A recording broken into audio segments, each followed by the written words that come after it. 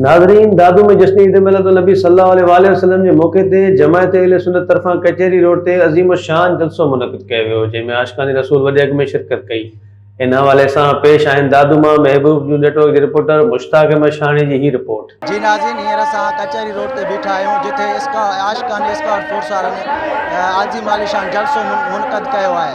अचो त हिते आशिक़ानी रसूलान खां पुछा कयूं त हुननि जो छा चवणु आहे ॿारहें रबियुल जे हवाले सां। पूरी सिंध में अल्हम्दुलिल्लाह सुम्मा अल्हम्दुलिल्लाह आशिक़ानी रसूल जे तरफ़ां जेको आहे सो मदीने वारे साईं जी आमद जे हिसाब सां मदीने वारे साईं जी विलादत जी ख़ुशी में महफ़िलूं थियूं आहिनि। दादू जे अंदर बि अज़ीमुल शान मीलाद मुस्तफ़ा चौक ते एक महफ़िल मीलाद जो इनेकाद थियो आहे, जंहिंमें सिंध भर मां उलमा किराम मशाइख़ उज़ाम तशरीफ़ फरमा थिया आहिनि। ऐं अल्हम्दुलिल्लाह इन इस प्रोग्राम खे आशिक़ रसूल स्काउट फोर्स सिक्योरिटी फिराम हर साल कंदी आहे। सभिनी खे जश्न ईद मिलाद मुबारक हुजे, सभिनी खे ख़ुशी मल्हायूं।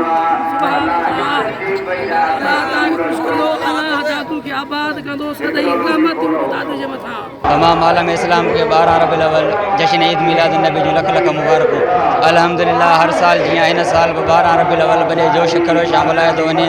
हीअ जेको मरकज़ी जलसो आहे मरकज़ी जमायत अहले सुन्नत जे तरफ़ां थींदो आहे। इन जा सिक्योरिटी जा इंतज़ाम अल्हम्दुलिल्लाह पुलिस सां गॾु आशिक़ रसूल स्काउट फोर्स जा नौजवान संभाले रहिया आहिनि।